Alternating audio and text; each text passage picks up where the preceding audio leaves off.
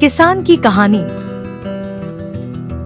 एक किसान और उसके बेटे की कहानी शुरू होती है, जहां बेटा फसल को जल्दी उगाने की जिद करता है, लेकिन पिता धैर्य से काम लेता है और मौसम के अनुसार फसल की देखभाल करता है। गर्मियों में बेटे की बेचैनी बढ़ती है। वह फसल को जल्दी उगाने के लिए नए नए तरीके आजमाता है, लेकिन पिता उसे समझाता है कि हर चीज का समय होता है और प्रक्रिया पर भरोसा जरूरी है। सर्दियों में बेटे की बेचैनी और बढ़ जाती है।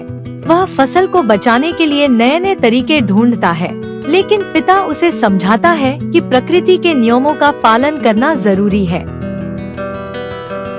बसंत ऋतु में फसल तैयार हो जाती है और बेटे की बेचैनी कम हो जाती है। वह पिता की बातों को समझने लगता है और फसल की देखभाल में मदद करता है।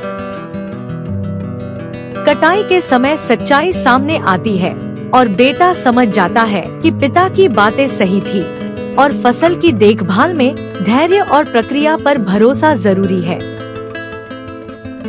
अंत में बेटा पिता की बातों को समझ जाता है और फसल की देखभाल में मदद करता है और दोनों एक साथ फसल की कटाई करते हैं और कहानी का संदेश स्पष्ट हो जाता है कि हर चीज का समय होता है और प्रक्रिया पर भरोसा जरूरी है।